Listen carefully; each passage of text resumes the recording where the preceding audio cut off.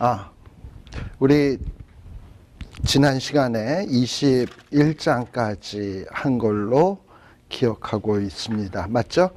예. 오늘은 22장 이제 할 차람인데요. 아마 지난 시간에 우리 이삭을 낳았던 이야기까지 하고 또 이삭을 낳은 이후에 그랄 땅에 아비멜렉이라고 하는 장수, 거기 그 지역의 지도자가 비골이라고 하는 장군과 함께 와가지고 아브라함과 평화의 언약을 맺는 장면까지 했습니다. 우리가 아시다시피 아브라함은 갈대아 우르에서 부름받아가지고 이제 이 가나안 땅으로 오게 되는데 정말 하늘의 별과 같이 땅에 티끌과 같이 후손을 번성케 해주시겠다고 하나님 약속하셨지만 정말 그 약속이 이루어지기까지는 정말 오랜 시일에 걸쳐서 이루어지는 것을 보게 됩니다. 근데 이렇게 하나님이 약속하신 것이 오랜 시일에 걸쳐서 이루어지다 보니까 이 조급한 사람들은 심지어는 아브라함조차 중간중간에 이런 조급증을 느끼고 시행착오를 겪고 이러는 과정 속에서 또 그 시행착오 때문에 여러 가지 시련을 겪으면서 나름대로 이렇게 하면 잘못이구나, 이렇게 해야 축복이구나 하는 것을 깨달아가면서 그 믿음이 성숙하게 돼가는 것을 볼 수 있습니다. 그리고 하나님께서는 약속하신 대로 신실하시게 아브라함을 부족하지만 축복을 주셔서 마침내는 주변에 있는 사람들조차도 아브라함을 두려워하게끔 이렇게 축복해 주시는 이런 과정들을 우리가 살펴보게 됩니다. 자, 이렇게 여러 시행착오를 겪었으면 이제 그동안에 이제 어떤 이 믿음 생활을 해왔으면 파이널 테스트를 봐야 돼요. 학기 말 시험을 봐야 되는데 바로 요 22장이 아브라함이 그동안 하나님 앞에 이 모양 저 모양으로 훈련받으면서 과연 그 믿음이 얼마나 성숙했는지, 과연 하나님 보시기에 합당한지 그 믿음을 마지막으로 테스트하는 장면입니다. 아마 저나 여러분이나 설교 시간을 통해서 이 말씀은 잘 들어서 알고 있습니다. 그런데 바로 이 22장에서 하나님께서 아브라함을 시험을 하시는데요. 여기서 그 관심의 초점이 뭐냐? 하나님이 이삭을 제물로 바치라 해놓고서는 과연 이삭을 제물로 받을 것인지 양을 받을 것인지 이런 게 관심의 초점이 아니고 과연 아브라함의 마음의 상태가, 하나님을 향한 마음의 상태가 어떤 것이냐. 하나님이 알고 싶어 하시는 것은 그 자기의 백성, 자기의 그 택한 사람의 그 마음을 알고 싶어요. 그래서 그 마음의 상태가 어떤 것인지, 또 이렇게 마음에 있는 것은 마음속으로만 있지 아니하고 마음에 있는 것은 입으로 표현되고요, 행동으로 표현되게 돼 있어요. 그래서 입에서 나오는 것은 마음에 있는 것이 나오는 것이고 행동은 그 마음에 있는 것이 나오게 돼 있습니다. 그래서 하나님께서는 이 아브라함에게 명령을 주시면서 이것을 과연 행하나 안 행하나 보시면서 아브라함의 마음이 과연 어떠한가 하는 것을 눈여겨보시려고 하고 있는 거예요. 근데 우리가 여기에서 좀 이 책을 읽는 독자의 입장에서 이 말씀을 좀 한번 봐야 되는데, 우리는 지금 이 사건이 하나님이 아브라함을 시험하고 있다라는 것을 압니다. 독자는요, 이걸 성경을 읽는 독자는 지금 하나님이 1절서부터 딱 그렇게 나오잖아. 그 일 후에 하나님이 아브라함을 시험하시려고 그를 부르시되 했지만, 우리는 알고 있지만 아브라함 본인은 왜 불렀는지 압니까? 아브라함아 이랬지만 하나님이 지금 왜 부르고 있는 건지 그 아브라함은 몰라요. 그래서 우리가 이런 어떤 아브라함의 심정을 이해하기 위해서는 내 입장에서 생각할 게 아니라 아브라함의 입장으로 한번 우리를 돌려놓고 생각을 해보는 게 좀 필요합니다. 그리고 요 22장을 가만 보게 되면 말이죠, 이 아브라함이 이삭을 바치기 위해서 모리아산까지 가잖아요. 모리아산까지 가는 그런 여행의 여정이라든지 여행을 준비하는 것이라든지 이런 설명들이 굉장히 자세하게 기록이 되어 있습니다. 근데 이렇게 기록되어 있는 이유는 뭐냐? 우리가 여러 가지 이렇게 준비를 하다 보면 우리가 여행을 갈 때 여행을 가서도 좋지만 내가 무슨 여행을 계획을 해놓고 예약을 해놓고 그걸 떠나기 위해서 집에서 보따리를 싸고 이것저것 준비물을 할 때부터 이미 우리의 여행은 시작된 거 알아요? 그래서 가서 여행을 하는 것도 좋지만 준비할 때서부터 막 마음이 설레잖아. 근데 대부분 다 그렇게 설레고 갔다가 돌아올 때는 집이 제일 좋다 이러고 돌아오지만은 어쨌든 준비할 때부터 마음이 설레고 그 여행이 어떨까 기대감 뭐 여러 가지 생각들이 참 많이 있어요. 근데 이렇게 아브라함의 준비 과정, 여행의 여정 과정 이런 걸 자세히 기록한 것은 만일에 아브라함이 이런 준비를 하면서 어떤 생각을 했을까? 이런 여정을 걸어가면서 어떤 생각을 했을까? 이런 생각을 우리 독자들이 좀 하도록 그래서 이런 것들에 좀 자세하게 기록이 되어 있다라는 것을 우리들이 보게 됩니다. 자, 그런데 아브라함이 참 여러 가지 생각이 많았을 거예요. 얼마나 자식을 바쳐라 그러는데 마음 편하게 자식 바치러 가는 사람이 어디 있겠습니까? 그런데 최종적으로 결론적으로 아브라함은 무슨 얘기를 하느냐? 이삭과의 대화를 통해서 이삭의 아버지 번제를 드린다면서 도대체 재물은 어디 있습니까? 이러고 얘기를 했을 때 아브라함의 이야기는 뭐냐 하면 하나님께서 친히 준비하시리라. 이 얘기가 뭐 아브라함이 이삭을 안심시키기 위해서 그럴까요? 괜히 널 잡아들이라 그랬다 그러면 냅다 도망갈까 봐 아브라함이 거짓말로 이런 걸까요? 저는 그렇게 생각하지 아니하고 아브라함은 실제로 그것을 확실히 그렇게 믿었던 것 같아요. 하나님이 친히 준비한다. 너든 양이든 하나님이 준비한다. 이런 어떤 자기의 마음속에 속마음 있는 그대로를 표현했다라고 생각이 돼요. 자, 그러므로 통해서 이 아브라함이 어떤 믿음인가 하는 것을 보여주는 것이 요 22장의 대략적인 내용이다라는 것을 생각하시면서 우리 1절서부터 차근차근 한번 살펴보십시다. 자, 22장 1절 딱 시작은 어떻게 시작하냐면 그 일 후에 라고 시작을 해요.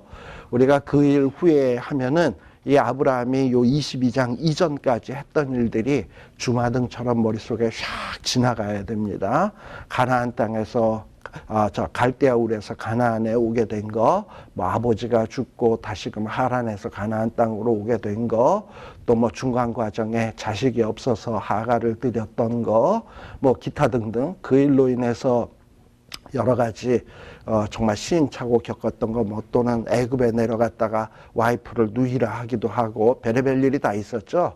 근데 그런 일들을 겪으면서 하나님의 말씀대로 했을 때는 참 축복받고 평안했는데 하나님의 말씀대로 안 했을 때는 항상 문제가 좀 꼬였던 것을 아브라함도 잘 알고 있고 하나님도 잘 알고 있고 이 성경을 읽고 있는 독자들도 잘 알고 있습니다.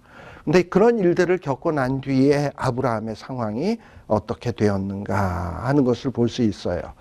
지금 여기 22장에서 이삭을 데리고 모리아산으로 가는데 이삭에게 모든 짐들을 지우고 가는 걸 볼 때 이 이삭의 나이는 대략 한 뭐 10살 이상, 한 13살 정도 됐을 거예요. 야, 이삭이 13살이라고 한다면 아브라함은 113살.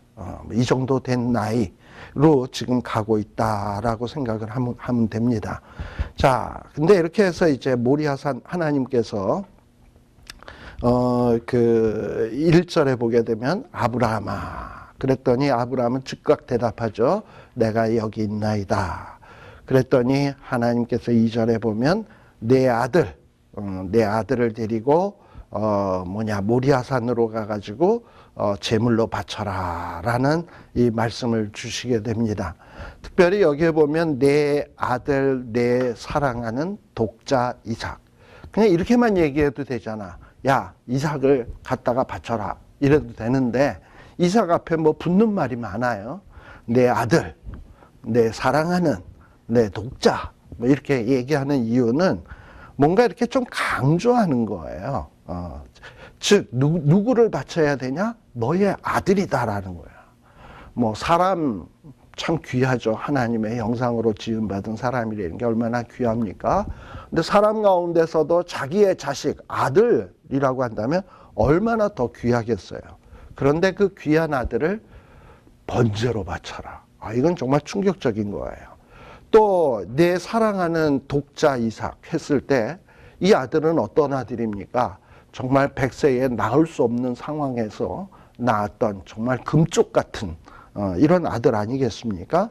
그야말로 주 예수보다도 귀한 것은 없네 이러지만은 어떻게 보면 이삭보다도 귀한 것은 없네. 뭐 정말 이 정도로 얘기할 만한 어떤 이런 존재임에도 불구하고 이것을 지금 바쳐라 라고 얘기하는 거예요. 그리고 또 이삭을 바칠 경우에는 과연 어떻게 될 것인가? 하나님이 하늘의 별처럼 땅의 티끌같이 후손을 많게 해주시겠다고 약속했는데 이거 대가 끊기는 일인데, 그리고 25년 전에 약속을 하셔가지고 25년 만에 낳은 아들인데 근데 이런 자식을 바쳐라? 그래서 이런 어떤 이삭 앞에 붙는 여러 가지 표현을 통해서 이삭이 과연 정말 바칠 만한 그런 존재인가? 정말 바치기에는 너무나도 아까운 존재 아닌가? 이런 거를 독자로 하여금 생각하도록, 또는 아브라함에게도 그걸 생각하도록 하기 위해서 얘기하는 거예요. 네 아들, 네 독자, 네 사랑하는 이 자식을 바쳐라. 그러면 하나님 그렇게 귀한 아들을 왜 바치라 합니까? 아브라함도 그럴 수 있잖아요. 참 아브라함으로 하여금 이렇게 귀한 자식인데 바쳐야 된다? 뭔가 좀 이런 생각을 하도록 만들고, 그럼에도 불구하고 하나님의 명령에 순종하겠는가 하는 이런 질문을 지금 던지고 있는 것이 바로 2절의 말씀이다라는 것을 생각할 필요가 있습니다. 근데 어디서 바치냐? 모리아 땅에서 바치래요. 모리아 땅. 근데 이 모리아 땅은 주로 아브라함이 살았던 장소가 브엘세바인데, 이 브엘세바에서 한 사흘 정도 여행을 해야 갈 수 있는 곳입니다. 바로 예루살렘이에요. 예루살렘이 북쪽이고 브엘세바가 남쪽입니다. 근데 그 브엘세바에서 예루살렘까지 가려면 한 사흘 길이 걸려요. 근데 이 모리아라고 하는 이름의 뜻은 뭐냐면 여호와께서, 모리야 할 때 야는 여호와예요. 모리라는 말은 원래 보다라는 말에서 나온 말인데, 여호와께서 보이신 곳, 다시 말하면 여호와께서 이렇게 보여주시고 지정해 주신 그곳이래요. 근데 그곳에서 뭘 해야 되냐?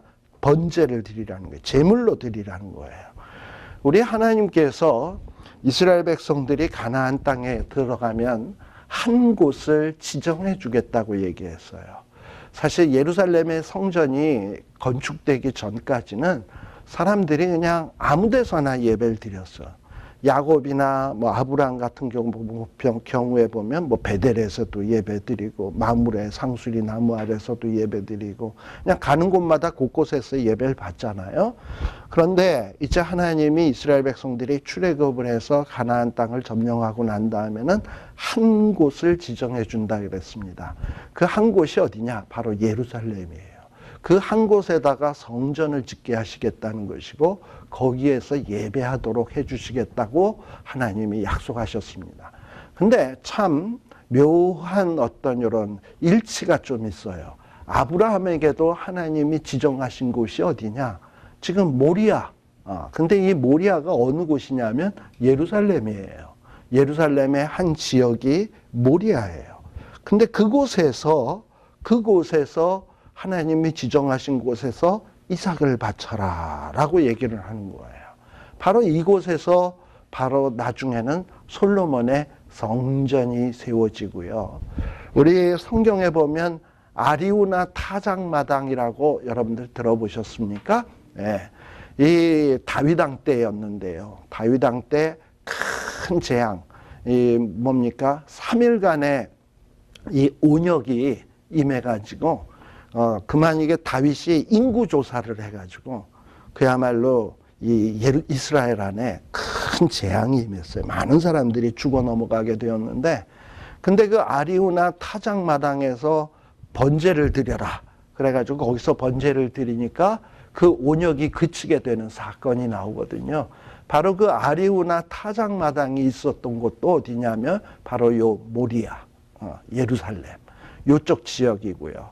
훗날 우리 예수님께서 골고다 언덕에서 십자가 못 박혀 죽으셨잖아요.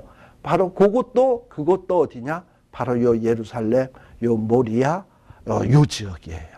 그러니까 우리 하나님께서는 벌써 만세 전서부터 뭔가 하나님의 백성들의 죄의 문제 또는 어떤 저주의 문제, 이런 문제를 해결하기 위해서 한 곳을 딱 마음에다 뒀던 거야. 근데 그것을 아브라함 때는 너가 그곳에 가서, 하나님이 마음에 둔 그곳에 가서 이삭을 바쳐라. 과연 믿음의 제사를 드릴 수 있는가를 아브라함에게 물으셨고, 또 그것을 다윗 시대에는 무서운 저주가 임했을 때 너희들의 그 저주가 물러가기 위해서는 제사를 드려야 되는데, 바로 어디서? 하나님이 지정해 주신 아리우나 타작마당에서 드려라. 또 이후에 이 하나님의 백성들이 어떤 죄 문제 없는 사람이 없잖아요. 죄 문제를 해결하기 위해서는 성전이 있어야 되고 제단이 있어야 되는데, 그 제단, 죄의 문제를 해결할 수 있는 제단의 장소, 성전이 있는 장소도 바로 예루살렘으로 하나님은 지정을 하셔서 그곳에서 지속적인 하나님 앞에 예배를 드리고 속죄제를 드려서 죄 문제를 해결함 받을 수 있도록 지정을 해 놓으셨다라는 거예요. 이렇게 하나님은 벌써 만세 전에 어떤 플랜을 딱 짜시고 아브라함 때서부터 예표적으로 그것을 턱턱 보여주고 있는 거예요. 그래서 마침내 솔로몬 성전이 세워지고 그곳에서 드리는 그 번제의 양들, 결국 무엇을 상징하겠습니까?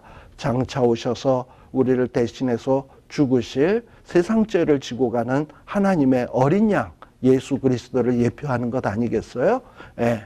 그런데 그 어린 양의 이 예표가 되는 그 양들의 예표가 되는 어린 양 되시는 예수 그리스도가 공교롭게도 십자가 지시고 못 박혀서 우리의 죄 문제를 해결하신 장소가 또 이 장소다라고 하는 것은 참 이 성경이 참 놀랍다 하는 것을 우리가 느낄 수 있습니다. 자, 근데 이곳에서 뭘 해야 되냐? 번제로 드리는 거예요. 근데 이 번제로 드리는데 아브라함 입장에서 보면 참 이것이 힘든 일일 거예요. 번제란 뭐냐? 말 그대로 번하는 제사야. 번. 그러니까 태워드리는 제사예요. 아, 진짜 그래서 번제는 아니에요. 이거 제가 하는 얘기예요. 번하는 제사가. 그러니까는 뭐 칼로 죽이는 것도 무섭지만 사람을 산채로 태워 죽인다? 이거 얼마나 잔인한 일입니까? 근데 하나님이 그렇게 드리려는 거야. 하나님은 하나님의 형상대로 사람을 지으시고 또 피 흘리는 자는 꼭 하나님이 보복하시겠다고 말씀을 해놓으시고서는 어떻게 이렇게 자식을 죽이라 그러나. 그리고 또 어떻게 하나님께서 이 자식을 통해서 하늘의 별같이 땅의 티끌같이 자손을 많게 해주겠다 그러고선 이걸 죽이라 그러나. 정말 뭔가 모순되는 듯한 이런 명령을 주시는 거예요. 근데 간혹 우리 이렇게 하나님이 우리에게 모순되는 명령을 주시는 것은 뭘 묻는 거냐? 야, 모순된 것 같지? 그러니 너는 네가 상식적으로 모순 안 되고 정말 논리적으로 합당하다고 생각되는 걸 할래? 모순되다고 생각되지만 하나님의 생각대로 할래? 어떤 걸 선택할래? 하는 것을 양자택일하라고 물으시는 거예요. 우리는 간혹 항상 어떤 딜레마에 빠지느냐 하면 내 생각이 참 옳아. 누구한테 물어봐도 다 옳아. 하나님의 생각은 말이 안 돼.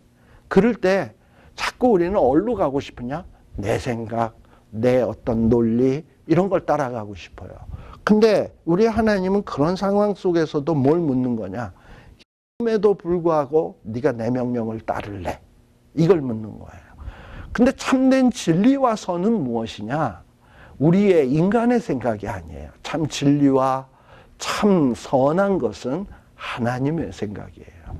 내 생각에 하나님의 생각이 선이 안 보인다 할지라도 논리적으로 말이 안 된다 하더라도 이전에 어떤 얘기와 지금 하시는 얘기가 서로 상충되는 것 같고 뭐 이런 것 같다 할지라도 하나님이 그렇게 말씀하세요? 하나님의 생각이 그거예요? 그렇다면 그게 맞겠죠. 이러고서 따르는 게 결국은 뭐냐? 신앙, 믿음이라고 얘기하는 거예요. 안 믿어져야 믿는 게 믿는 거지. 다 이해되고 상식적으로 설명되는데 그게 뭘 믿는 겁니까? 아는 거지 그거는. 그렇잖아요. 예. 그래서 항상 하나님이 믿음을 보시려고 할 때는 어떨 때는 좀 너무 터무니없다. 말이 안 된다. 그럼에도 불구하고 이렇게 하라고 말씀을 하세요. 그게 뭐냐? 우리의 믿음 보겠다는 거예요. 나를 얼마나 인격적으로 신뢰하고 있는가 하는 것을 보게 되는 겁니다. 근데 아브라함은 지금 여러 가지 훈련을 받았잖아요. 훈련을 받고 이렇게 말도 안 되는 명령을 딱 받았습니다. 우리 같으면 어디 숨을 데 없나? 하나님을 피할 데 없나? 마치 요나 같은 경우에 니누에로 가기 싫은데 니누에 가라 그러니까 요나는 얼른 냅다 뺐습니까? 니누에와는 정반대되는 방향으로 다시스로 냅다 도망갔어요. 이게 보통 사람의 마음이에요. 하나님이 내가 하기 싫은 것을 명령을 하시면 냅다 딴 데로 도망가고 싶어요. 그런데 여기에 보게 되면은 3절, 22장 3절에 보면 아브라함이 아침에 일찍이 일어나 라고 돼 있어요. 이 아침에 일찍 일어났다라는 것은 하나님이 명령을 했으면 내가 지켜야 되는데 모리아산까지 가려면 3일이 걸리는데 이거 서둘러야 되겠구나. 그러니까 하나님의 명령을 지켜야 되겠다는 건 이미 마음에 결정을 했고 기왕 결정을 했으면 빨리빨리 해야 되겠다. 서둘고 있는 장면이에요. 그리고 물론 그렇다고 해서 지금 이 명령을 기쁜 마음으로 하는 거냐? 그건 아니지. 무거운 마음으로 하고 있는 거지. 힘들지요. 아마도 밤새도록 아침에 일찍 일어났다 그랬습니다만 일어나긴 뭘 일어나. 그냥 밤새 꼴딱 새다가 그냥 해 뜨니까 이제 떠나야 되겠다고 하니까 이러고서 떠난 거의 그 수준일 거예요. 밤새 잠도 못 자면서 이 아들을 바치면 어떻게 될까? 그렇지만 하나님이 그렇게 하라 그랬지. 그러니 내가 순종해야지. 뭐 이러면서 갈등을 하다가 해가 뜨니까 떠나자. 이게 지금 아브라함의 모습인 거예요.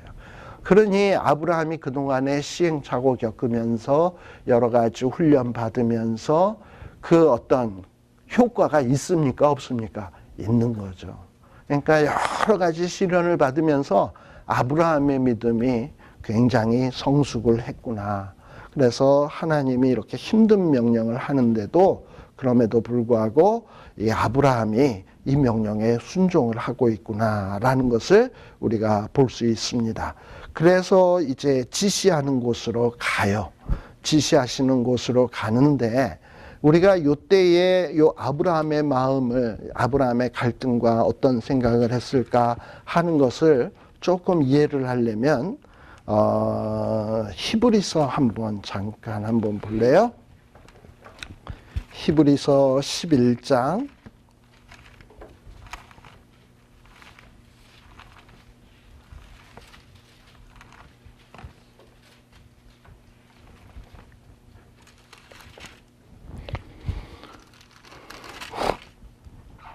11장 몇 절이냐 하면은 17절.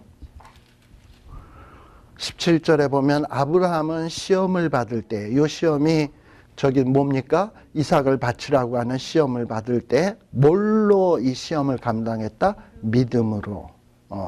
그리고 이 믿음 어떤 믿음이냐? 약속을 받은 자로 돼 그 독생자를 드렸다라고 돼 있어요. 자, 아브라함에게는 어떤 믿음이 있었냐? 만일에 하나님은 아브라함에게 무슨 약속했냐면 이삭을 통해서 하늘의 별, 땅의 티끌처럼 많게 해준다 그랬거든요. 근데 이삭을 잡아 죽이면 그게 가능해요? 불가능해요? 불가능하지. 그런데 아브라함의 믿음이 얼마나 대단한 믿음이냐 하면은 19절. 하나님이 이삭을 통해서 하늘의 티끌처럼 하늘의 별처럼 땅의 티끌처럼 많게 해주시겠다고 약속을 했으면 내가 이삭을 죽여도 하나님은 그 약속을 지키기 위해서 이삭을 어떻게 하신다? 능히 죽은 자 가운데서 19절에 보면 다시 살리실 줄을 믿은지라. 그렇게 생각을 했어요. 그러니 이게 대단한 믿음이라는 거예요. 그러니까 아브라함은 이제는 어떤 수준이냐? 이삭을 통해서 후손이 많아질 거라는 거에 대해서 추호도 의심 안 해. 근데 거기에 문제가 뭐냐? 만일에 이삭을 죽이면 그 모든 게 수포로 되는 거잖아요. 그런데 우리 하나님은 전능한 하나님이거든. 하나님이 전능한 하나님이 그 약속을 지키려면 이삭을 살려야지. 근데 그게 어떻게 가능해? 하나님은 가능하다. 이렇게 믿은 거예요.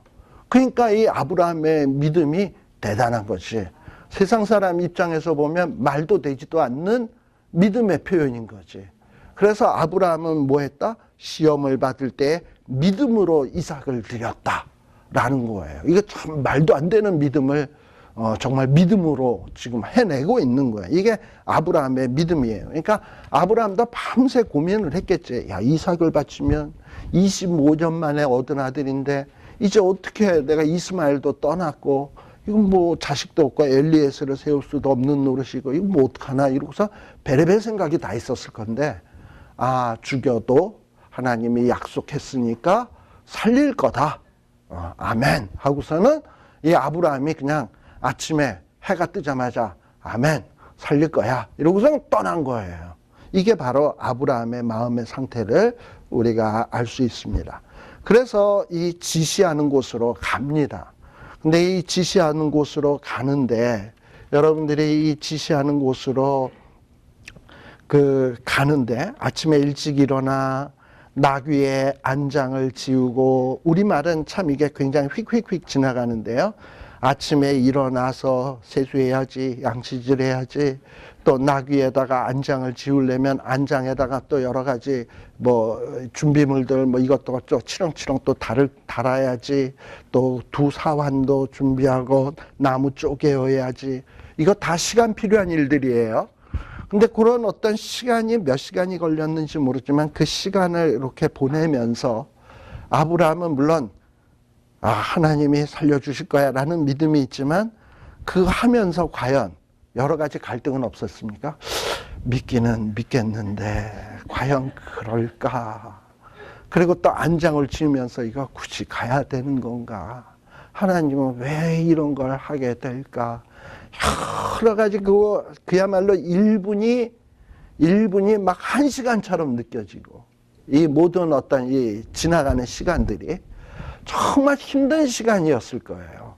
자기 자식 잡아 죽이러 가는데 안장을 지우면서 그 자식을 태워 죽이는데 나무들을 쪼개면서 기쁨으로 즐거운 마음으로 해피하게 하는 사람이 어디 있겠습니까?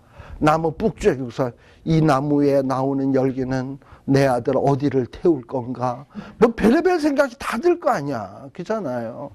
그런 생각을 하면서 그 마음에 일어나는 그 갈등을 한번 상상을 한번 해보시라고. 바로 이렇게 성경에서 이렇게 시시콜콜한 얘기를 굳이 쓰고 있는 것은 과연 이때 아브라함의 마음이 어떠했겠냐. 그리고 지금 이 지시한 곳으로 갈 때도 3일 길이니까 3일 동안을 가는 거 아닙니까?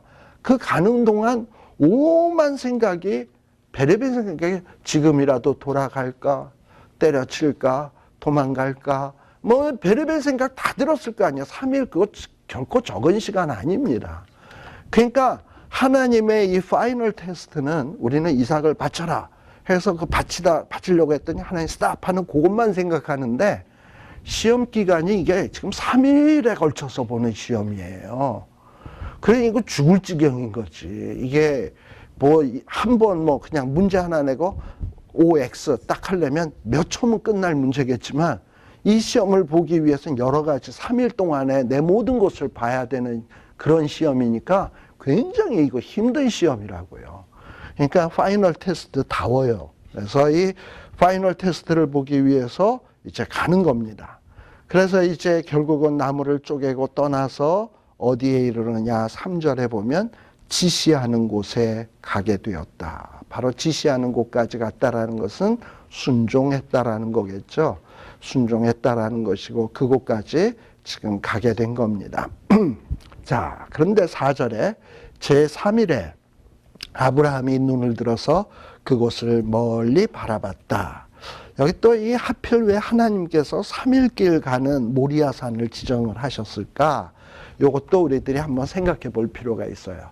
우리가 보통 재물, 우리를 위해서 대속해 죽으실 예수 그리스도를 보통 우리가 6월절에 어린 양으로 그 어린 양이 예수 그리스도를 예표하는 것으로 이야기를 합니다. 6월절에 어린 양이. 근데 이 유월절의 어린 양은 언제 잡게 돼 있냐? 유월절 그 최종적인 절기 3일 전에 잡게 돼 있어. 3일 전에.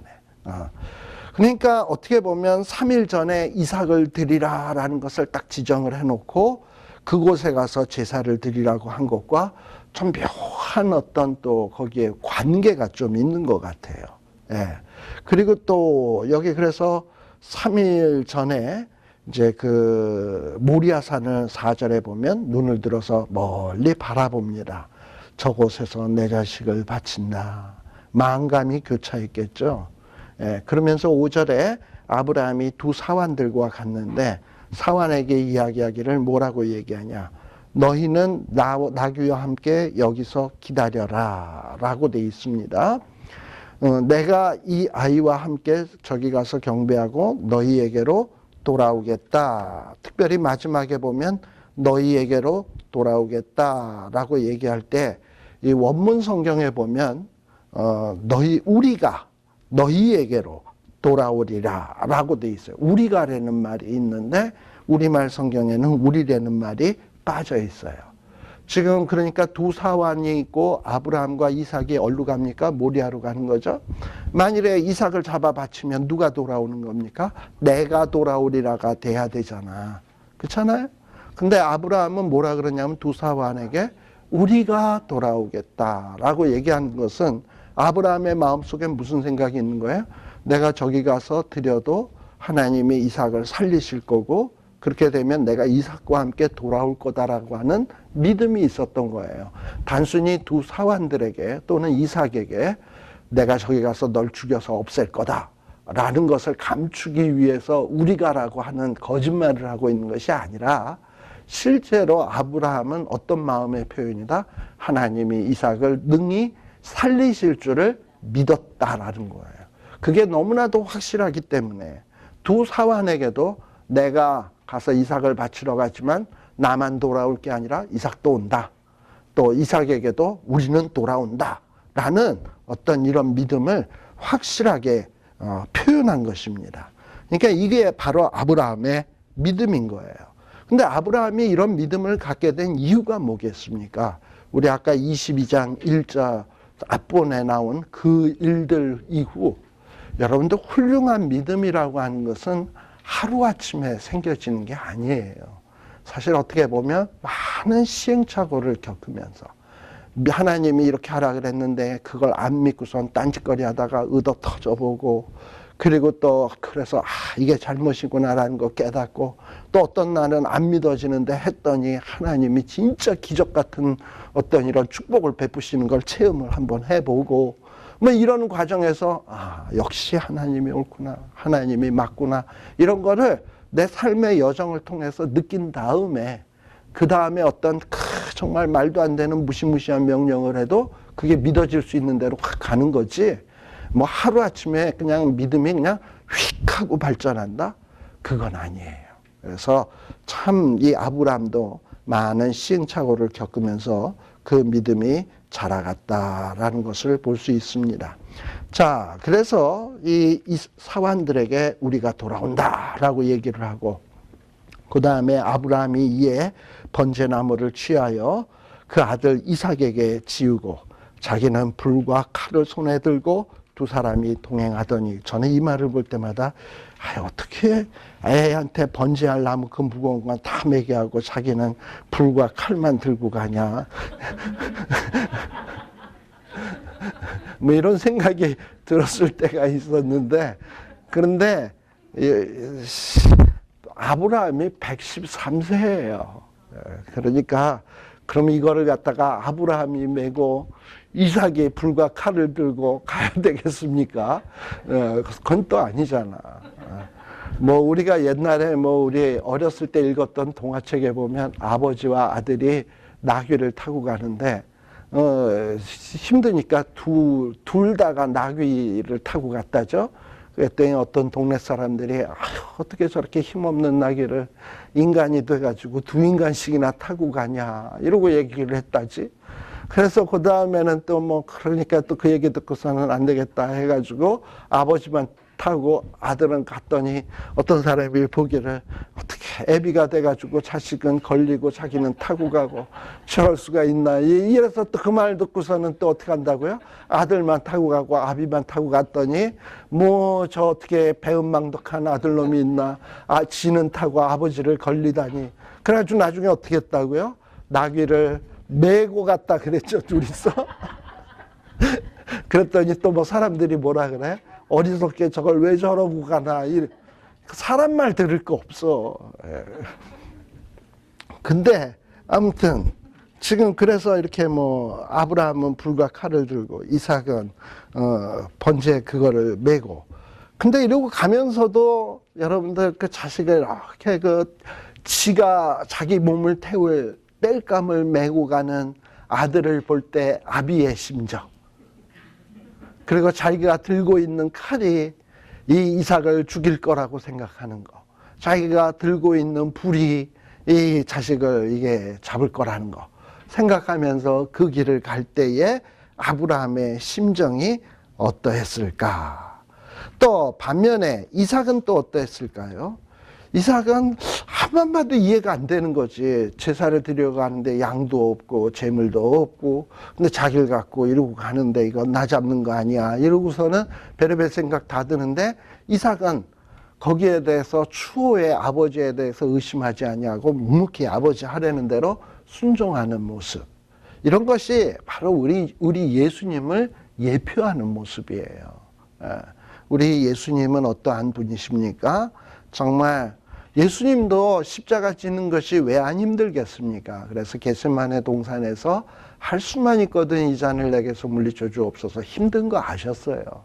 그런데 하나님 내 뜻대로 마옵시고 아버지 뜻대로 하옵소서 하면서 하나님의 명령 앞에 더 이상 토달지 아니하고 묵묵히 순종하시고 십자가의 형장으로 뚜벅뚜벅 걸어가신 분이 누구냐? 바로 우리 예수님이고, 바로 이렇게 순종하는 모습, 이삭의 순종하는 모습이 바로 이런 예수님의 장차 순종하실 모습을 예표적으로 보여주는 겁니다. 자, 그러면서 지금 모리아산으로 다 가고 있습니다. 그러던 순간에 7절에 보면, 거기에 보면은 내 아버지요 또 내 아들아 하는 말이 나와요. 7절에 보면 이삭은 아브라함에게 말하기를 my father, 나의 아버지요. 그랬더니 또 아버지는 내 아들아. 뭐 그냥 이래도 아버지 이래도 되는데 나의 아버지라는 건 뭐예요? 특별히 그 관계를 좀 더 구체화시키는 거 아닙니까? 다른 사람의 아버지도 아니고 나의 아버지다. 또 아버지는 뭡니까? 내 아들아 하면서 뭔가 이 아버지와 아들 사이에 끈끈한 그 사랑, 이런 것들을 어떤 이런 대사 내용 속에서 우리가 알 수 있습니다. 그런데 이 아들 이삭이 아버지에게 드디어 자기 마음속에 궁금했던 것을 묻습니다. 번제할 어린 양이 어디 있는가? 어떻게 보면 여러분들 이스라엘의 5대 제사라는 게 있어요. 근데 이 5대 제사라는 건 어디에 기록되어 있냐? 레위기에 기록이 되어 있어요. 레위기 1장서부터 쭉 보게 되면 이스라엘의 제사에 대해서 기록되어 있는데 뭐 번제, 소제, 속건제, 화목제. 그러니까 어떤 이 번제가 제도화되게 된 것은 레위기 때, 레위기를 쓴 모세 때 이루어지게 된 거예요. 그런데 아브라함은 모세보다 훨씬 이전 사람이거든. 근데 이전 사람임에도 불구하고 아브라함은 지금 뭘 드리려고 하고 있어요? 번제. 그러니까 번제라고 하는 것은 물론 성경에 처음에 제도화된 번제는 모세 때 이루어진 것이지만, 그렇다고 그 이전에는 번제가 없었냐? 있었던 거예요. 어떻게 보면 이 번제라고 하는 제도는 우리 하나님께서 아담과 하와에게 이미 가르쳐 주신 제사법이 아닐까. 가죽옷을 해 입힌다면 그 가죽을 남긴 어떤 짐승이 있었을 거 아니에요. 그리고 또 그게 하나의 예가 돼가지고 그 아들 때, 가인과 아벨 때에 아벨이 피 흘리는 제사를 드렸잖아요. 그런 것이 다 뭐냐면 번제가 그때부터 있었다. 또 그렇게 믿음의 사람들이 번제를 드리니까 아브라함도 역시 하나님 앞에 번제를 드리고 있었고, 이것이 실제로 제도화되게 된 것은 모세 때에 이루어지게 된 것이다 라고 하는 것을 생각을 해야 돼요. 그런데 이렇게 이삭이 번제할 어린 양이 어디 있습니까? 라고 얘기하는 것은 이삭이 그동안 아브라함이 번제 드릴 때 양을 잡아 드리는 걸 봤으니까 알지. 그걸 못 봤는데 그런 얘기가 나오겠습니까? 그러니까 평소에도 아브라함은 하나님 앞에 또박또박 제사 드리는 것이 삶이었던 것을 알 수 있어. 그리고 그걸 지켜보았던 아들은 제사는 저렇게 드리는 거구나 라는 것을 배웠을 것이고, 그래서 이 부모란 자식에게 예배 드리는 법, 하나님 앞에 제사하는 법, 어떻게 사는 법, 이런 것들을 가르치는 것이 참 중요합니다. 아마도 이삭은 아브라함에게서 그런 것을 배웠다라는 거예요. 그런데 좀 약간 우리가 영적인 의미로 생각을 해본다면, 지금 이삭은 번제할 어린 양이 어디 있는가라고 묻고 있는데, 우리 오늘날 이스라엘 사람들은 여전히 제사를 드립니다. 양을 잡아서요. 수없이 많은 양 잡았을 거예요. 그 셀 수도 없겠지.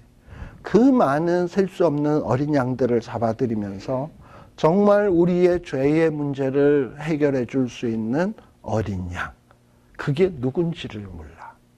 번제할, 우리를 위해서 진짜 번제물이 되어야 될 양이 누군가. 수 없는 양을 드리면서도 그 양이 진짜 우리의 죄 문제를 해결해 줄 양이 뭔지를 모른다라는 거.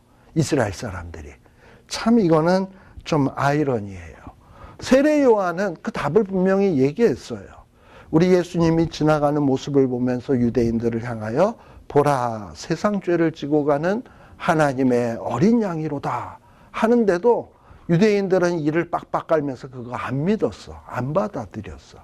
하나님은 어린 양 장만해가지고 친히 준비해서 우리의 죄 문제를 해결하기 위해서 세상에 보내셨는데, 그것을 이스라엘 사람들은 인정을 안 한 거예요. 어떻게 보면 무서운 죄라는 게 바로 이런 거예요. 하나님이 친히 우리의 죄의 문제를 해결하기 위해서 자기가 가장 아끼는 독생성자를 친히 준비해서 세상의 죄를 지고 갈 어린 양으로 준비해서 세상에 보냈는데, 그것을 인정을 안 한다? 이거 하나님이 아주 화가 날 일이죠. 근데 아직도 이 유대인들은 그런 사실을 모르고 있다라는 거. 바로 하나님은 이런 번제할 어린 양을 어떻게 하시겠다고요? 친히 준비하시리라. 그러니까 우리 하나님께서 우리의 죄의 문제를 해결하기 위해서 어떻게 하시냐? 성경에는 의인은 없나니 하나도 없어요. 사도 바울은 어떤 죄 문제에 대해서 괴로워하면서 누가 나를 이 사망의 몸에서 건져내랴. 사람 가운데는 자기 자신도 물론 그렇지만 가족 가운데도 자기 주변에 있는 어떤 누구도 봐도 자기의 죄의 문제를 해결해 줄 자가 없거든. 그런데 하나님의 대답은 뭐냐? 하나님이 친히 준비하시리라. 이게 바로, 그러니 이 창세기에도 보면 벌써 이 복음의 내용이라고 하는 것이 이미 다 있어요. 우리의 죄의 문제를 위해서 우리가 준비하는 거냐? 아니야. 우리가 준비할 수 있는 건 아무것도 없어. 우리는 그냥 하나님의 약속에 대한 믿음으로만 가면 돼. 뭔 약속? 하나님이 내 믿음의 후손들을 하늘의 티끌처럼 많게 해주신다. 또 하늘의 별처럼 많게 해주신다라는 약속을 믿었으면 가는 거예요. 그런 모든 장애물들을 제거하기 위해서 준비는 누가 하신다? 하나님이 친히 하신다. 우리는 어떻게만 가면 된다? 믿음으로만 가면 된다. 라는 어떤 이런 것을 보여주는 거예요. 그래서 아브라함은 참 모든 것이 지금 여전히 불확실해. 과연 자기의 믿음대로 이삭을 자기는 죽이고 하나님은 살릴 것인가? 또 하나님이 그것이 과연 가능할 것인가? 내가 이삭을 죽일 때까지 하나님은 가만 계실 것인가? 정말 내 손에 피를 묻혀야 될 것인가? 여러 가지 생각이 다 있었을 거 아니에요. 모든 것이 아직 불확실해요. 그러나 하나님이 그냥 약속하신 것을 믿고 불확실하지만 가는 거야. 이런 게 믿음이에요. 그래서 아브라함은 이렇게 여러 가지 이전에 자기의 그 경솔했던 처신들, 시행착오들, 이런 것들이 약이 돼가지고 지금 아브라함은 아주 굳건한 믿음의 사람으로 성숙되어 있는 것을 우리들이 보여주게 됩니다. 자, 드디어 어떻게 되었냐? 거기에 보면은 9절에 보게 되면 지시한 곳에 도착을 했습니다. 그리고 아브라함이 그곳에다가 단을 쌓고 나무를 벌려놓고 뭐만 없어요 지금? 양만 없어요. 그런데 갑자기 눈을 번뜩이면서 칼을 들고 이삭을 잡아 결박을 해. 이게 가능한 일이겠습니까? 113세 난 노인이 13살 난 청소년 애를 잡아서 결박을 한다. 아마 거꾸로가 될 수 있지. 13살 난 아이가 아버지를 잡아서 결박. 아버지 미쳤어요? 더 이상 이러지 마세요. 밧줄 뺏어가지고 아버지를 결박하죠. 제가 우리 아버님하고 이제 어렸을 때 이렇게 팔씨름 같은 거 하잖아요. 아빠하고. 근데 내가 이것을 이기기 시작한 게 국민학교 6학년 때서부터 아버지를 이겼어요. 국민학교 6학년 때가 12살이에요. 보통. 근데 국민학교 6학년 때 뭐 우리 아버님은 팔씨름에서 제가 이기더라고. 근데 지금 이삭은 저보다도 한 살 더 많은 13살이에요. 그러니 그때 또 뭐 그렇다 그래서 우리 아버님이 113세냐? 아니거든요. 훨씬 젊으신데도 불구하고 제가 팔씨름에 이겼거든. 그러니 이거 뭐 아버지가 자식 죽이겠다고 붙잡으면 자식이 아버지가 미쳤나 생각을 하고 아버지를 결박해놓고 이러지 마세요 제발. 우리 그냥 서로 피보지 맙시다. 뭐 좀 이럴 수 있잖아요. 그런데 이게 뭐 이런 걸 보면 지금 이 이삭도 뭐냐? 아버지가 이렇게 한다면 이유가 있겠지. 묵묵히 순종하는 거예요. 결박 당해 주는 거예요. 아브라함이 결박을 했다기보다는 이삭이 결박 당해 주는 거야. 그리고 붙잡혀 주는 거야. 이런 어떤 모습들이 다 뭐냐면 장차올 예수 그리스도의 모습이에요. 예수 그리스도는 분명히 피할 수도 있었어요. 겟세마네 동산에서 그 군인들이 막 이렇게 올 때 베드로가 칼을 휘두르면서 말고의 길을 쑥 잘랐어요. 그랬더니 군인들은 더 길이길이 뛸 것 아니겠습니까? 그럴 때 하늘에 있는 뭐 천군 천사 12영을 불러서 로마 군인들을 싹 쓸어버릴 수도 예수님은 가능하신 분이에요. 근데 그럼에도 불구하고 그 일 안 하셨어요. 왜냐? 그럴 능력이 없어서가 아니라 하나님의 명령에 순종하고 계시는 거예요. 이것이 바로 예수님의 모습이고 그런 면에서 이삭의 모습이에요. 그래서 손을 내밀어서 칼을 잡고 이제 칼을 잡아서 이제 뭐 하려고 그런 겁니까? 이건 제가 볼 때는 뭐 아브라함이 하나님 앞에 쇼업하는 건 아니라고 생각해. 저희 아버님도 목사님이시지만 화가 나면 좀 그 화라는 걸 표현을 좀 하잖아요. 그러면 우리 아버님은 꼭 뭘 좀 던져요. 던지는데 던지는 걸 가만 보면은 안 깨질 것만 던져. 휴지, 고무로 된 거, 베개, 뭐 이런 거를 갖다가 그냥 던지셔. 꼭 깨질 거나 위험한 건 절대 안 던지셔. 그러니까 그건 뭐예요? 나 화났다라는 것을 알아달라는 거예요. 근데 지금 뭐 아브라함이 칼을 잡고 이렇게 죽이려고 하는 것은 내가 이렇게 순종합니다라는 쇼업이 아니라 아마도 아브라함은 내가 죽여도 하나님이 살릴 거다라는 게 너무 분명한 거예요. 그러니 빨리 끝내자는 거지. 하나님 앞에 난 죽일 테니 당신은 살려라. 먼저 이 얘기인 거죠. 이런 표현으로 지금 칼을 잡고 아들을 잡으려고 딱 하는 거야. 사람은 외모를 보거니와 하나님은 뭘 봐요? 마음의 중심을 보시는 분이에요. 그런데 이런 어떤 행동을 통해서 지금 하고 있는 아브라함의 모습을 행동으로 하나님이 속으실 뿐입니까? 겉모양만 보고? 아니죠. 마음을 본 거예요. 그리고 그 마음이 행동으로 표현된 것을 본 거예요. 그래서 여호와의 사자가 하늘로부터 갑자기 소리를 내면서 말하기를 뭐라 그래요? 아브라함아, 아브라함아. 그러면서 이 아브라함을 몇 번에 걸쳐서 부릅니까? 2번에 걸쳐서. 이거는 굉장히 긴박하게 하나님이 부르고 있는 거예요. 야야야야야야. 우리가 보통 보통 때는 이러지만은 급해지면 야야야야야 이러잖아. 그것처럼 아브라함아 아브라함아 이러고서는 막 그냥 잘못하면 애 잡을 것 같거든. 그러니까 하나님이 스탑시키기 위해서 다급하게 반복을 하고 있는 거예요.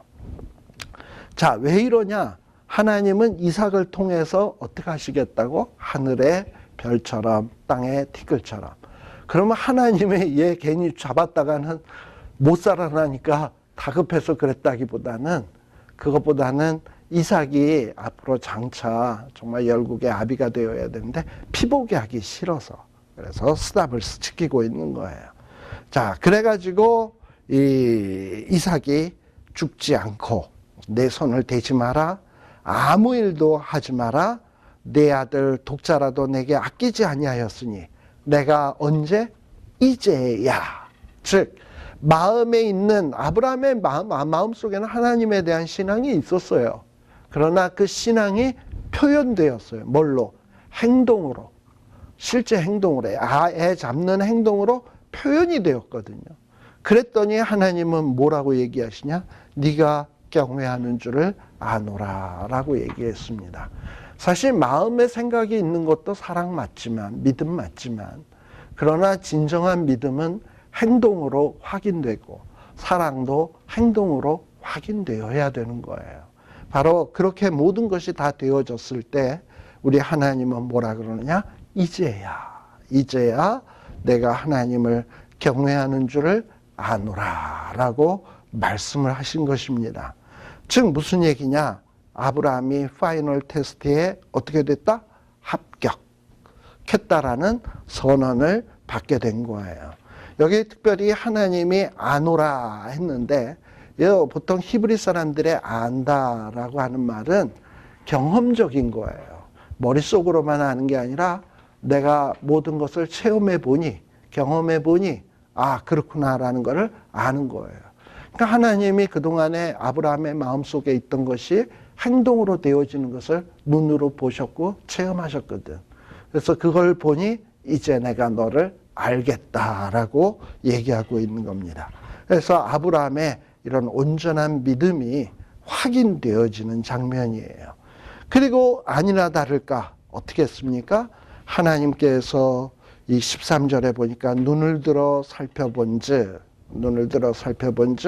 한 수양이 뒤에 있는데 뿔이 수풀에 걸렸다. 그래서 이 수양을 드리게 되었어요. 우리 하나님께서 이삭 보고 이삭이 아버지한테 물어봤죠. 7절에 보면 번제할 어린 양이 어디 있나이까. 그랬더니 하나님은 자기를 위하여 친히 준비한다. 이건 어떻게 보면 이삭을 누그러뜨리기 위해서 했다라기보다는 분명히 이삭 너가 됐던 뭐가 됐던 하나님이 준비한다라는 믿음의 표현이었어요. 근데 그 믿음이 아직 아브라함은 뭔지 구체적인지는 모르지만 하나님은 좋으신 분이니까 분명히 친히 준비할 거야 했는데 그런 어떤 희미했던 그 믿음의 내용들이 구체적으로 지금 성취되는 장면인 거예요. 자기는 이삭을 친히 준비된 양으로 알고 죽이려고 했는데 하나님은 스탑시키시고 다른 대신 어떤 수양을 걸리게 해서 딱 준비해서 자기의 그 희미했던 믿음이 더 좋은 결과로 성취되게 하는 모습이 지금 이 장면인 겁니다. 자, 이렇게 우리 하나님께서는 우리를 위해서 모든 것을 친히 준비하시는 분이다라는 것을 기억을 하세요. 그래서 우리는 어떻게 가면 된다? 그냥 믿음으로 뚜벅뚜벅 걸어가면 된다. 그래서 아브라함이 그 모리아 산을 뭐라 그랬냐? 여호와 이레라 라고 했어요. 바로 하나님이 이 모리아 산에 우리의 이스라엘 백성들의 죄 문제를 사하기 위해서 성전 지을 장소로 미리 준비하시고 택해 놓으셨어요. 또 우리 인류의 죄 문제를 용서하시기 위해서 예수 그리스도를 십자가에서 이곳에서 죽도록 준비하셨어요. 그래서 이렇게 하나님은 우리를 위해서 친히 준비하시는 분이에요. 그래서 아브라함은 이곳을 여호와 이레라. 그래서 여호와의 산에서 준비가 된다라고 이야기를 하고 있습니다. 그래서 아브라함이 이제 뭐라 그러냐? 하나님께서 네가 이같이 행하였은즉 16절 독자를 아끼지 아니하셨은즉. 자, 이렇게 아브라함도 독자를 아끼지 아니했습니다. 그렇다고 해서 독자를 바쳤나요? 아니죠. 근데 하나님은 우리를 사랑하셔서 자기의 독자를 아끼지 아니하시고 내어주셨어요. 아브라함이 하나님을 사랑하는 마음 물론 크지. 독자를 바치려고 했으니까. 근데 바치지는 않았거든. 그냥 하나님의 마음만 보고 받은 걸로 해줄게 인정을 해준 거고, 반면에 하나님은 우리를 사랑하니까 독자를 내주시고 그냥 내주신 것으로만 끝낸 게 아니라 진짜 죽이셨잖아. 그러면 누구 사랑이 더 큰 거야? 하나님의 사랑이 더 큰 거예요. 그래서 이렇게 하나님은 우리를 좋은 축복을 주시기 위해서, 하나님의 약속을 지키시기 위해서 하나님은 독자를 아끼지 않는 하나님입니다. 어떻게 보면 우리는 아브라함의 믿음이 위대하다 합니다. 독자를 아끼지 아니하고 하나님 앞에 바치려 있다. 위대한 건 맞아요. 그러나 그거보다도 더 큰 사랑은 뭐냐? 하나님이 우리를 위해서 독자를 아끼지 아니하시고 주셨다라는 거. 또 그 독자이신 예수 그리스도는 그런 하나님의 명령에 순종하시고 묵묵히 모든 고난과 멸시와 천대를 받으셨다라는 거. 이게 사실 어떻게 보면 더 엄청난 어떤 사건이죠. 예. 자, 그래서 하나님은 이 아브라함에게 뭡니까? 복을 주고 17절 씨로 크게 성하게 하여 하늘의 별과 같고 바다의 모래와 같게 하리니 내 씨가 내 대적의 문을 얻으리라 했습니다. 특별히 여기 대적의 문을 얻는다라는 말이 뭐냐면, 우리가 성을 점령을 할 때 말이죠.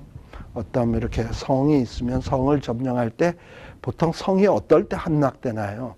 우리 무슨 이런 사극 같은 데 보면은 작게는 이런 연필 모양으로 생겼는데 커다란 통나무를 가지고 연필 모양식으로 앞을 깎아가지고 이 수레 같은 거에다 세워가지고 문 있는 데 가서 쾅쾅 하고 또 이쪽에서 그 문 안 깨지게 막 또 별의별 거 다 대놓고, 근데 이러다가 몇 번 하다 보면 문이 우지직 하면서 깨지면서 문이 뻥 뚫리면 그때 문이 열렸다 이러고서는 그냥 말탄 병사들이 문 안에 와 쳐들어가면 게임 끝 아닙니까? 그러니까 문이 부서지면 그 성은 함락되는 거야. 그런데 지금 하나님께서 아브라함에게 무슨 약속을 하시냐? 내 씨가 대적의 문을 얻는다. 지금 아브라함의 씨는 지금 일차적 독자에게 있어서는 누구냐? 이 창세기의 말씀을 읽는 광야에서 지금 가나안 땅에 들어가려고 하는 사람들입니다. 그렇잖아요? 창세기를 제일 처음 읽은 사람은. 근데 이들에게 있어서 아직 가나안은 점령된 장소가 아닙니다. 여호수아서에 가야 비로소 점령이 되는 거죠. 그런데 하나님이 뭐라 그러냐? 내 씨가 내 대적, 가나안 땅에 있는 이 대적의 여리고성, 아이성 이런 거를 다 점령하게 될 것이다 라는 일종의 그런 얘기예요. 또 더 나아가서 우리의 진정한 대적은 누구냐? 사단이에요. 근데 사탄의 세력은 참 우리가 이기기가 어려워요. 근데 내 씨가, 아브라함의 씨는 누구냐? 물론 이스라엘의 후손이기도 합니다만 나중에 쭉 내려가 보면 누구에게 연결되냐? 예수 그리스도. 마태복음 1장 1절에 보면 아브라함과 다윗의 자손, 누구의 세계? 예수 그리스도의 세계라. 근데 이 예수님이 오셔서 세상에서 하시는 일 가운데 가장 중요한 일이 뭐냐? 창세기 3장 15절에 나왔듯이 여자의 후손은, 뱀의 후손은 여자의 후손의 발꿈치를 상하게 하는 일이지만 여자의 후손으로 오시는 그분은 뱀의 머리를 상하게 하실 분이에요. 근데 그 여자의 후손이 누구냐? 아브라함의 후손이고 다윗의 후손이고 예수 그리스도거든. 근데 이 예수 그리스도가 십자가 위에서 못 박혀 죽으심으로 말미암아 죄의 대적의 문을 부신 거야. 사탄의 대적의 문을 부순 거야. 사망이라고 하는 인류의 최고의 대적의 문을 부순 거예요. 그래서 결국은 모든 대적들을 점령하시고 승리하실 것을 보여주시는 내용이 바로 이 얘기입니다. 그래서 결국은 그 씨 누굽니까? 예수 그리스도로 말미암아 18절에 뭐가 됩니까? 천하 만민이 복을 얻게 되는 거예요. 또 이 예수님의 씨에 접붙임 받는 우리도 역시 뭐냐? 아브라함의 믿음의 후손이에요. 그래서 예수 그리스도를 믿어서 우리는 예수와 하나가 되거든요. 그래서 우리로 말미암아 천하 만민이 어떻게 되느냐? 복을 받게 돼 있는 거예요. 바로 이 엄청난 축복을 지금 하나님께서 아브라함에게 말씀하고 계시는 겁니다. 그런 면에서 이 창세기 22장은 우리가 잘 아는 내용이지만 이 내용 속에는 아주 깊은 어떤 우리의 구원의 문제, 이런 어떤 문제가 깊은 신학적인 내용들이 이 안에 흐르고 있다는 사실을 여러분들이 기억해 주셨으면 좋겠습니다. 내용이 중요하다 보니까 중간에 끊지 못하고 여기까지 갔습니다. 잠시 쉬었다 가도록 하겠습니다.